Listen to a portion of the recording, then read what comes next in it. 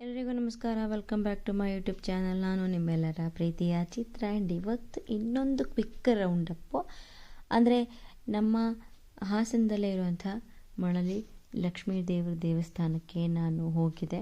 And actually ನಂಗೆ ತುಂಬ ದಿವಸದಿಂದ ಹಂಗೆ ಫೀಲ್ ಆಗ್ತಿತ್ತು ಹೋಗಬೇಕು ಅಂತ. ಸೊ ಹೋಗಿರಲಿಲ್ಲ ನಾನು.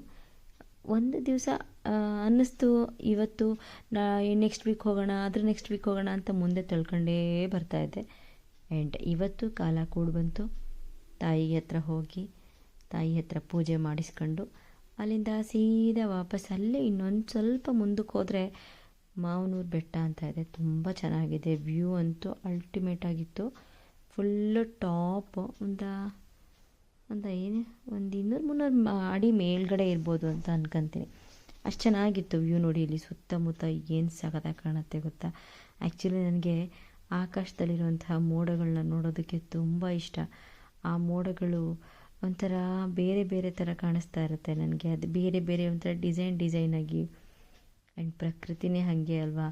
ನಮ್ಮ ಮನಸ್ಸು ಖುಷಿಯಾಗಿರಬೇಕು, ನಾವು ಖುಷಿಯಾಗಿರಬೇಕು ಅಂತಂದರೆ ಒಂದು ಸರಿನಾದ್ರೂ ಅಟ್ಲೀಸ್ಟ್ ವಾರಕ್ಕೋ ಅಥವಾ ತಿಂಗಳಿಗೋ ಒಂದು ಸರಿ ಪ್ರಕೃತಿ ಮಡ್ಲಿಗೆ ನಾವು ಹೋಗಬೇಕು. ಆವಾಗಲೇ ನಮ್ಮ ಮನಸ್ಸು ಅದೇನು ಹೇಳುತ್ತೆ, ಫ್ರೆಶ್ ಆಗುತ್ತೆ ಅಂತ ಹೇಳ್ಬಿಟ್ಟು. ಸೊ ಹಾಗಾಗಿ ಅಲ್ಲಿಗೆ ಹೋದರೆ ಹಾಗಂತ ಫೀಲ್ ಆಯಿತು. ಸಖತ್ತಾಗಿತ್ತು ದೇವಸ್ಥಾನ.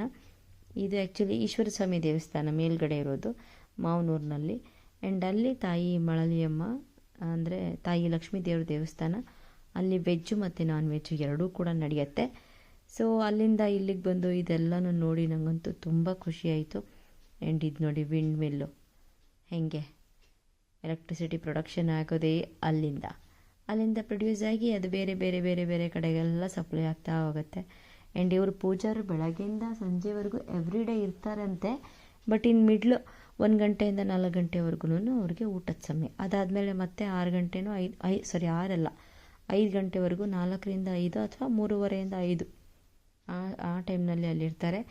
ಯಾರಾದರೂ ಹಾಸನ ಸುತ್ತಮುತ್ತ ಇರೋರು ದಯಮಾಡಿ ಒಂದ್ಸರಿ ಈ ಪ್ಲೇಸಿಗೆ ಹೋಗ್ಬಿಟ್ಟು ಬನ್ನಿ. ಆ್ಯಂಡ್ ಇದು ನಮ್ಮ ಹಾಸನದಲ್ಲಿ ಇನ್ನೊಂದು ಮಲ್ಲೇಶ್ವರ ಸ್ವಾಮಿ ದೇವಸ್ಥಾನ ಅಂತ ಇದೆ, ಸೀಗೆಗುಡ್ಡ ಅಂತ ಹೇಳಿಬಿಟ್ಟು. ಅಲ್ಲೂ ಹೀಗೆ ಇದೆ, ಇದೇ ಸೇಮ್ ವ್ಯೂ. ಬಟ್ ಇಲ್ಲಿ ಅದಕ್ಕಿಂತ ಇನ್ನೂ ಎತ್ತರವಾಗಿದೆ. And very calm place. ತುಂಬ ಪೀಸ್ ಆಗಿದೆ, ತುಂಬ ಜನಗಳಿಲ್ಲ, ಜಾಸ್ತಿ ಗಂಟೆನಾದಗಳಿಲ್ಲ.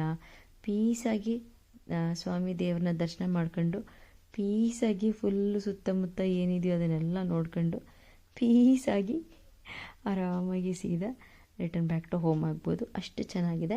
ಆ್ಯಂಡ್ ದೇವಸ್ಥಾನದಲ್ಲಿ ನೋಡಿ ಇಲ್ಲಿ ಅಕ್ಕಿಗಳು, ಆ ಅಕ್ಕಿಗಳ ಸೌಂಡ್ ಸಮೇತ ಕೇಳುತ್ತೆ. ಅಷ್ಟು ಕಾಮಾಗಿದೆ. ನೀವು ಯಾವಾಗಲಾದರೂ ತುಂಬ ಹಿಂಸೆ ಆಗ್ತಾಯಿತ್ತು, ಮನ್ಸಿಗೆ ತುಂಬ ನೋವಾಗ್ತಿತ್ತು ಅಂತಂದಾಗ ನಾನು ಮೊದಲೇ ಹೇಳಿದ್ನಲ್ಲ, ಒಂದು ಸರಿನಾದರೂ ಪ್ರಕೃತಿ ಮಡ್ಲಿಗೆ ನಾವು ಹೋಗಬೇಕು. ಆ ಪ್ರಕೃತಿ ನಮಗೇನು ಕೊಡುತ್ತೆ ಗೊತ್ತಾ? ಪ್ರೀತಿ. ಅದು ಎಣ್ಸೋಕ್ಕಾಗ್ದಿರೋಂಥ ಪ್ರೀತಿ ಕೊಡುತ್ತೆ ಆ ಪ್ರಕೃತಿ. ಅದರಲ್ಲಿ ಬರೀ ಶಾಂತತೆ ಮಾತ್ರ ಇರುತ್ತೆ. ಒಂದು ಸರಿನಾದರೂ ಅಥವಾ 15 ದಿನಕ್ಕೋ ತಿಂಗಳಿಗೋ ಒಂದು ಸರಿ ನಾವು ಹಿಂಗೆ ಹೋದಾಗ ನಾವು ಪ್ರಶಾಂತವಾಗಿರ್ತೀವಿ ಅಂತ ನನ್ನ ಅಭಿಪ್ರಾಯ. ಆ್ಯಂಡ್ ಆ ವಿಂಡ್ ಮಿಲ್ ಹತ್ರ ಹೋಗಿದ್ದು ಸೌಂಡ್ ಎಲ್ಲ ಬರ್ತಿತ್ತು, ಅದನ್ನೆಲ್ಲ ನೋಡೋಣ ಅಂತ ಹೋಗಿದ್ದೆ. ಆ್ಯಕ್ಚುಲಿ ಅದು ಒಳಗಡೆಯಿಂದ ಜಾಗ ಇದೆಯಂತೆ ಮೇಲ್ಗಡೆ ಹೋಗೋದಕ್ಕೆ. ಆ್ಯಂಡ್ ಅಷ್ಟು ದೊಡ್ಡ ಆ ವಿಂಗ್ಸ್ ಏನಿದೆಯಲ್ಲ, ಅದನ್ನು ಹೆಂಗಪ್ಪ ಇಲ್ಲಿಗೆ ತಂದು ಇಷ್ಟು ಎತ್ತರಕ್ಕೆ ಬಂದ್ಬಿಟ್ಟು ಫಿಕ್ಸ್ ಮಾಡ್ತಾರೆ ಅನ್ನೋದು ನನಗೆ ಒಂದೊಂದು ಸರಿ ಸೀರಿಯಸ್ಲಿ ಕನ್ಫ್ಯೂಸ್ ಆಗುತ್ತೆ. ಮನುಷ್ಯ ಎಷ್ಟು ಮೆಕ್ಯಾನಿಕಲ್ ಟೈಪ್ ಅಂತಂದರೆ ಮಿಷಿನ್ಗಳು ಯಾರೂ ಮನುಷ್ಯನಷ್ಟು ಕೆಲಸ ಮಾಡ್ತಾರೆ ಅನ್ನೋದು ನನಗೆ ಡೌಟು. ಮಿಷಿನ್ಗಿಂತ ಜಾಸ್ತಿ ಮನುಷ್ಯ ಕೆಲಸ ಮಾಡ್ತಾರೆ. ಮನುಷ್ಯನಲ್ಲಿ ಅಂತಹ ಬುದ್ಧಿವಂತಿಕೆ ಇದೆ, ಅಂತಹ ಶಕ್ತಿನೂ ಇದೆ. ಮನುಷ್ಯ ಮಾಡೋಕ್ಕಾಗ್ದಿರೋಂಥ ಕೆಲಸನೇ ಇಲ್ಲ. ಅವ್ರಿಗೆ ಯಾವುದೇ ಸಮಸ್ಯೆನೇ ಅಲ್ಲ, ಯಾವುದೇ ಕೆಲಸನೇ ಅಲ್ಲ. ಇವತ್ತು ಇದು ನನ್ನ ಕೈಲಿ ಸ್ವಲ್ಪ ಕಷ್ಟ ಆಗ್ಬೋದು, ಬಟ್ ನನಗಿಂತ ಶಕ್ತಿಯುತವಾಗಿರೋರು ಇನ್ನೊಬ್ರು ಇತ್ತು ಅಂದರೆ ಅವ್ರ ಕೈಲಿ ಖಂಡಿತ ಆ ಕೆಲಸ ಆಗುತ್ತೆ. ಬಟ್ ಮಿಷಿನರೀಸ್ ಹಂಗಲ್ಲ. ಮ್ಯಾನ್ಯುವಲಿ ಒಬ್ಬ ಮನುಷ್ಯ ಅಟ್ಲೀಸ್ಟ್ ಮಿಷಿನ್ ಆನ್ ಮಾಡಿದ್ರೆ ಮಾತ್ರ ಮಿಷಿನ್ ವರ್ಕ್ ಆಗೋದು. ಬಟ್ ಮನುಷ್ಯ ಹಾಗಲ್ಲ, ತನಗೆ ತಾನಾಗೆ ವರ್ಕ್ ಆಗ್ತಾರೆ. ಆ್ಯಂಡ್ ಇಷ್ಟೇ ಕತೆ. ಸಿಗೋಣ ಮತ್ತೆ.